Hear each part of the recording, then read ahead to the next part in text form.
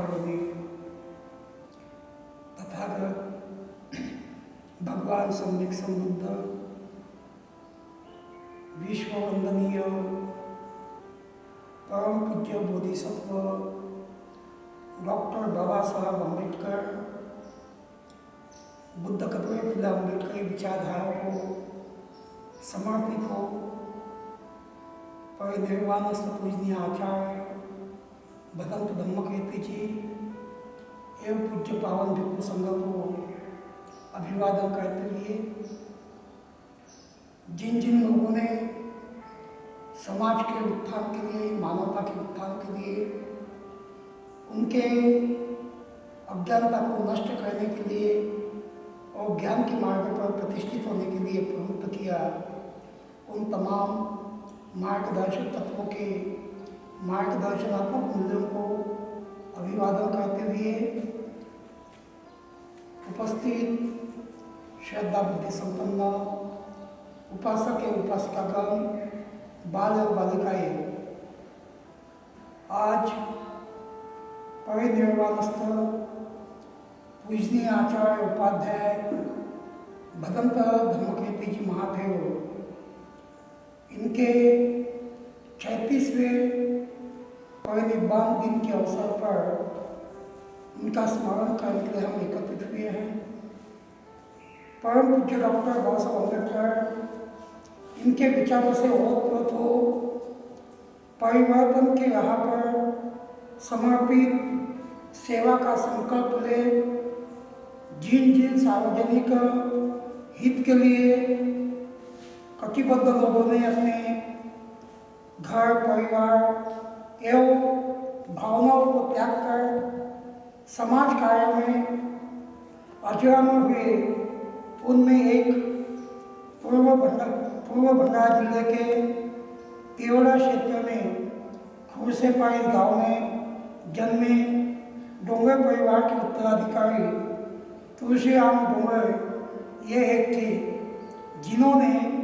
मध्य प्रांत राज्य के झुंझारू सेनानी, दबे कुचले, हीन समझे जाने वाले, अत्याचारित मानसिकता के विरुद्ध लड़ने वाले योद्धा, जय भीम बल भीम के घोषणा के जनक लोकप्रिय बाबू हरदास एलन, इनके प्रेरणा से बीड़ी कामगार, खेत मजदूर और मैग्नीज कामगार इन्हें न्याय अधिकार स्वतंत्र दिलाने तुलसीराम इन्होंने भरकस प्रयास किया, जिसकी वजह से परिसर के प्रसिद्ध नेता माने जाने लगे। उन्होंने शेड्यूल कास्ट फेडरेशन की ओर से चुनाव भी लड़ा था, मगर त्याग एवं समर्पण की विचारधारा के कारण परिवार आदि में उनका मन नहीं लग रहा था और इसीलिए परम पूज्य डॉक्टर बाबा साहब अम्बेडकर इनके धम्म क्रांति के बाद, जब बाबा साहब का कुछ दिनों के बाद ही देहांत हुआ, उसके पश्चात परम पूज्य डॉक्टर बाबा साहब अम्बेडकर ने दिया हुआ धम्म यह जनमानस तक किस प्रकार पहुंचाया जाए, धम्म ज्ञान किस प्रकार लोगों तक देने के लिए चिंतन मनन आकलन किया जाए, इस दृष्टिकोण से उन्होंने गृह त्याग करने का संकल्प किया और बुद्ध धर्म के प्रचार प्रसार करने के उद्देश्य से धर्म का अध्ययन करने के लिए उन्होंने परिवार और राजकीय संन्यास से लेकर गृह त्याग किया। उन्होंने धम्म क्षेत्र में अग्रसर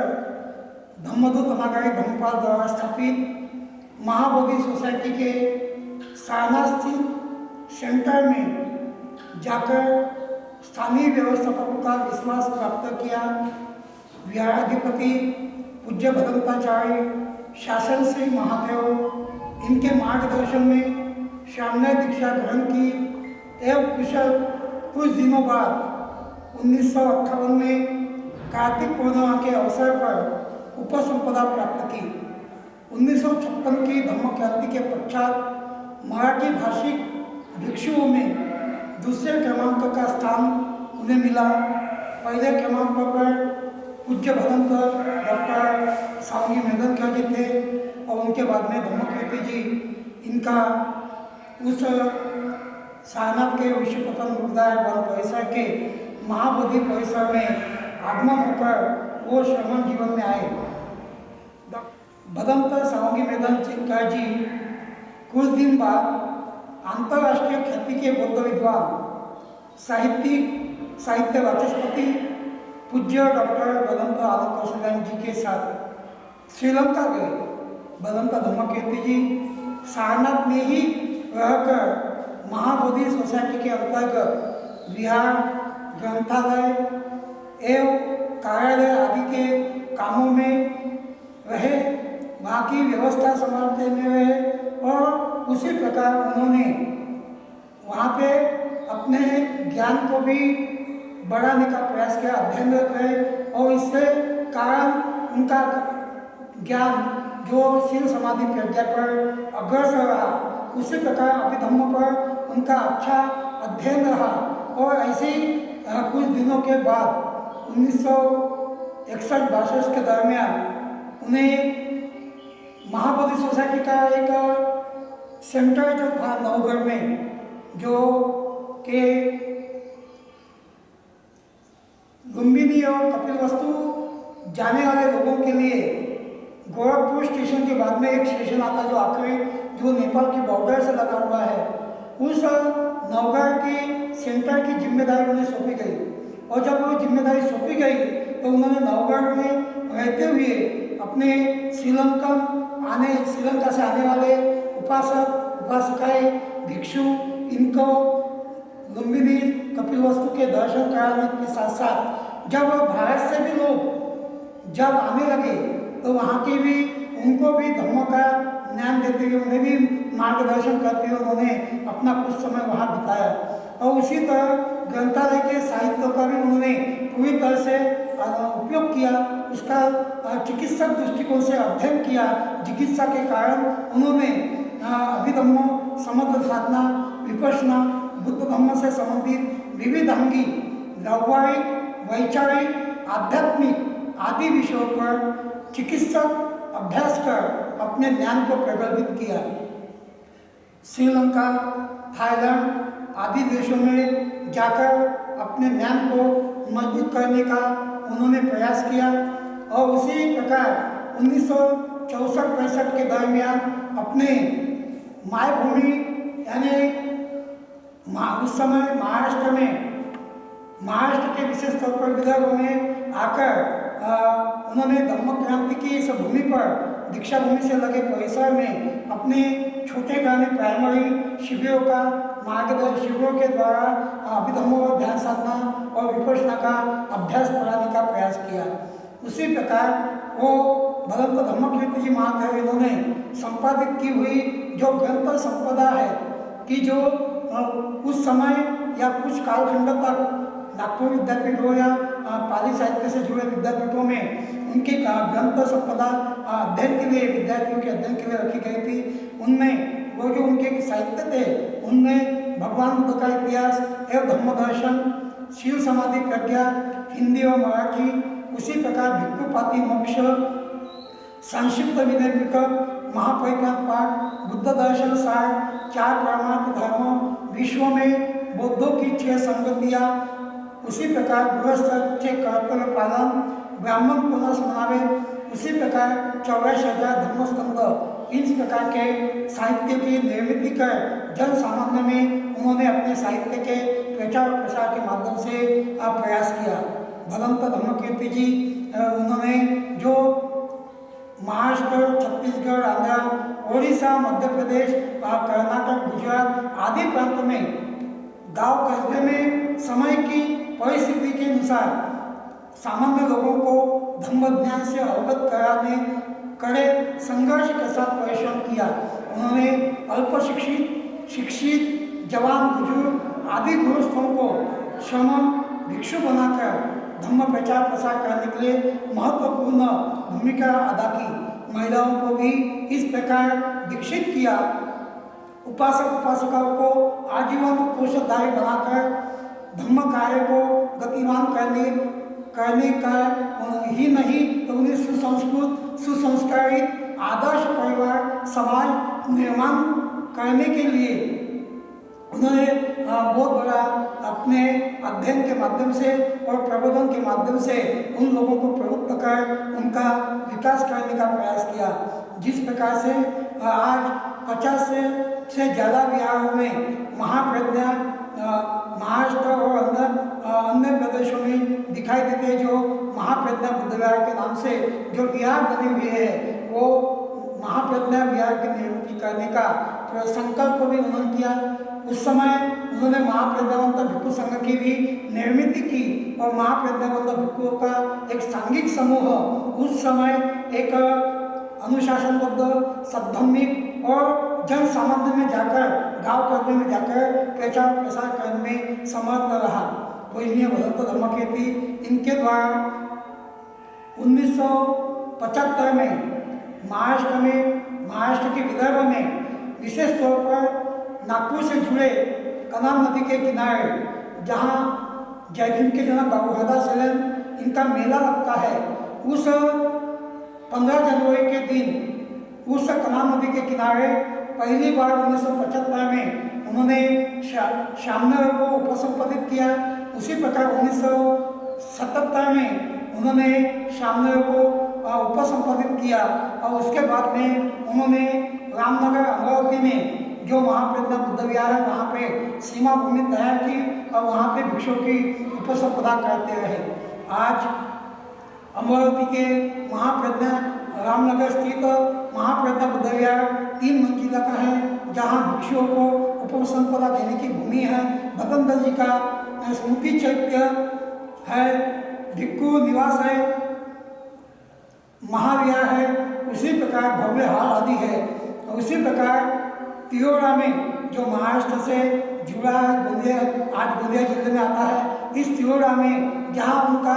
बचपना गया और जो गृहस्थ जीवन में उनकी जो प्रॉपर्टी थी, वहाँ पर आज भव्य ऐसा महाप्रज्ञा बुद्ध विहार रेलवे चौकी के पास बना हुआ है, जो उनकी पुरानी यादों को और इतिहास को सजाए हुए है। वहाँ उन्होंने उनके द्वारा उनकी अस्थियाँ भी वहाँ रखी हुई है और एक अच्छा विहार आज लोगों के मार्गदर्शन का केंद्र बना हुआ है। उसी प्रकार नागपुर में भी भगवंत धम्मकीर्ति नगर दत्तावाड़ी में महाप्रज्ञा बुद्ध विहार, विपश्यना हॉल, भिक्षु निवास, ग्रंथालय एवं जिस तरह भगवंत धम्मकीर्ति जी इन्होंने अपना पहला और आखिरी 10 दिवसीय प्रशिक्षण शिविर लिया था, जहाँ उनका अग्नि संस्कार हुआ था, वहाँ नवनिर्मित स्मृति चैत्य निर्माण स्मारक है। 2 एकड़ परिसर जिसे श्रद्धावान धर्मोपासक मधुकर दुर्गा की चौखंडे एवं परिवार ने दान दिया। भारतीय बुद्ध धर्म विद्यालय के वे संस्थापक थे और उसी संस्था के मार्फत वे गरीब पिछड़े वर्ग के विद्यार्थियों के लिए आज जो उस संस्था के माध्यम से अमर ज्योति नगर नारा रोड में भगवंत धम्मकीर्ति प्राइमरी, माध्यमिक और high school, junior college, NCVC college, Tathagat वसतिगृह लड़कों का और महामाया वसतिगृह लड़कियों का कार्यरत है। बिनाकी लेआउट में विशाखा माध्यमिक हाई स्कूल, माध्यमिक और primary high school, junior college, Hindi Marathi और भगवंत महापंत जूनियर कॉलेज, ये आज खुद के मालकी की जगह पर प्रचलित है और आज वहाँ पे असंख्य दबे पिछले बच्चों को जो जिन्हें जरूरत है ऐसे बच्चों को वहाँ शिक्षण देने का कार्य चालू है। पूजनीय आचार्य भगवंत धम्मकीर्ति जी महास्थविर जीवन के 75-77 वर्ष तक जिए ही नहीं तो धम्म जीवन जीने की कला है, यह शिक्षा देते रहे। पूजनीय आचार्य भगवंत धम्मकीर्ति जी महास्थविर 1965 के बाद नागपुर परिसर में पधारे। नागपुर परिसर के धर्मांतरित बुद्ध अनुयायी जो रेलवे से सर्विस करते थे, वे बुद्ध धर्म के से जुड़े अविस्मरणीय ऐतिहासिक स्थान जो के बुद्ध गया, सारनाथ, कृष्णनगर, श्रावस्ती, कपिलवस्तु, लुम्बिनी आदि जगह जाते थे। तो नौगढ़ स्टेशन पर उतरना पड़ता था। वहाँ पर महाबोधि सोसाइटी के लाइब्रेरी और विहार और यात्री निवास था। वहाँ व्यवस्था के तौर पर भगवंत धम्मकीर्ति से संपर्क हुआ करता था। इस दौरान चर्चा के माध्यम से मराठी भाषिक क्षेत्र के लोगों के आग्रह पर वे यहाँ आने लगे। उनके गुरु बंधु पूजनीय भगवंत सदान जी, जो तीसरे क्रमांक के महाराष्ट्र के जो भिक्षु थे, वे 1962 में 62-63 में दीक्षा के कुछ दिनों बाद नागपुर कामठी केलझर आदि परिसर में प्रचार प्रसार में लगे रहे। फिर दोनों ने मिलकर धम्म प्रचार प्रसार किया। कामठी शहर परिवर्तन आंदोलन की ऊर्जा भूमि रही। यहाँ के से उपोषद ग्रहण किए हुए आज गए उपासिका संघ की स्थापना की गई। दीक्षा भूमि पर भिक्षु संघ के भोजन की शुरुआत कामठी शहर से हुई। बीड़ी कारखाने में धम्म ग्रंथ का वाचन शुरू किया गया। जय भीम की शुरुआत कामठी शहर से हुई। 1932 के ऐतिहासिक दलित परिषद में बुद्ध धर्म के संबंध में चिंतन किया गया। अनगिनत कार्य एवं निष्ठावान कार्यकर्ताओं को निर्माण करने की भूमि। इस कारण धम्म कार्य करने के लिए भी इस शहर का योगदान रहा। भगवंत धम्मकीर्ति जी महास्तवीय शिविरों के माध्यम से प्रचलित हुए। नागपुर में कामठी से ही जुड़े हुए धोनबाजी मेंढे उर्फ भगवंत धीरधम्म जी, इन्होंने नागपुर में बुद्धनगर स्थित चंद्रमणि पाली बुद्ध विहार यह निर्माण किया हुआ था। उस विहार में 1971-72 के काल से ही शिविरों का, ध्यान साधना शिविरों का, धम्म शिविरों का आयोजन किया जाता रहा है। और उसी प्रकार अन्य गांव कस्बे में, खेतों में या किसी के वरांडे में इन प्रकार के शिविरों का आयोजन कर एक प्रकार से लोगों को जागरूक करने का काम किया जाता रहा है। रामनगर अमरावती में चैत्र पूर्णिमा के अवसर पर 10 दिवसीय शिविर आयोजित किए जाने लगे। हरदास नगर नवानगर के माननीय सीताराम हाड़के स्मृति भवन, जो बाल अरुणोदय वाचनालय अखाड़ा क्लब के नाम से जाना जाता है, वहाँ वन्नकंद महाबुद्ध विहार है में भी कई शिविरों का आयोजन किया गया। 1982-83 में पिली नदी परिसर में के चेतनावुड इंडस्ट्रीज में 10 दिवसीय शिविर आयोजित किए गए। 1984 में वैशाख पूर्णिमा के पूर्व 10 दिवसीय शिविर आज के धम्मकीर्ति नगर, जो दत्तावाड़ी के परिसर में खेती पर की जमीन पर कपड़े के पंडाल में शिविर का आयोजन किया गया। बाद भगवंत धम्मकीर्ति जी वो 84 में यवतमाल जिले के काकागांव में शिविर करने गए और आते आते बाबूगांव कोकोंगा परिसर में किसी गड्ढे में पहुंच जाने से दुखापत हुई। नागपुर में इलाज चल रहा था। किसी हर्निया या अपेंडिक्स के कारण डॉक्टर काने के फवारा चौक स्थित अस्पताल में ऑपरेशन किया गया और उसके बाद करबी चौक में मधुकर जी चौकांदे इनके सरकारी निवास में निवास करते समय 28 जुलाई 1984 को सवेरे के वक्त निधन हुआ। नवानाकाशा स्थित विहार वन्नकंद महाविहार में उनका पार्थिव रखा गया। दूसरे दिन दिनांक 29/7/84 को उनके पार्थिव शरीर की अंत यात्रा नागपुर के प्रमुख मार्ग से होकर अमरावती रोड दत्तावाड़ी में असंख्य भिक्षुणी या उपासक उपासिका, महिला पुरुष, तरुण बालक इनके उपस्थिति में ऑल इंडिया बुद्ध संघ के संघ नायक एवं विद्वान, अंतर्राष्ट्रीय ख्याति के बुद्ध विद्वान भिक्खु डॉक्टर भगवंत जी के अध्यक्षता में एवं असंख्य भिक्षुओं के पवित्र देशना के द्वारा अग्नि संस्कार हुआ। इस अवसर पर गणमान्य नागरिक, नेता एवं विविध प्रांतों से जो जहाँ जहाँ उन्होंने गांव कस्बे में शिविर दिए, उन गांव कस्बों से असंख्य लोग उनके अंतिम संस्कार के लिए आए थे और उनका 1984 में निधन हुआ। इस वर्ष उनका 36वां पुण्य स्मरण दिन है। उनकी यादें, उनके कार्यकर्तृत्व और उन्होंने धम्म के प्रति जो योगदान दिया उसे स्मरण करते हुए आज भी उनका उस समय का जो कालखंड है 1900 मेरे ख्याल से 1965 से लेके जो चला वो आज मध्य प्रांत मराठ के भाग में और उससे जुड़े हुए मराठी भाषी प्रांत में उनके द्वारा आज भी कई ऐसे विहार है, ऐसे कई पुराने उपासक है कि जो आज भी धर्म के क्षेत्र में अग्रसर ऐसा कार्य कर रहे हैं। आज मैं उनके स्मृति को अभिवादन करते हुए उनके कार्य को आगे बढ़ाने के लिए संकल्प करने का निश्चय करते हुए धम्म का कार्य ऐसा ही आगे बढ़ता है। लोग धम्म के मार्ग में प्रतिष्ठित होकर एक आदर्श जीवन जिए। इसी मंगल कामना के साथ मैत्री के साथ भगवंत जी को त्रिवार अभिवादन करते हुए भगवंत धम्मकीर्ति जी की यादें सदा सर्वदा प्रेरक और मार्गदर्शक रहे और उनकी प्रेरणा से आगे बढ़ने का हमें एक स्फूर्ति मिले, यही आज के समय अपेक्षा करते हुए अपने शब्दों को यही विराम देता हूँ। साधु साधु साधु।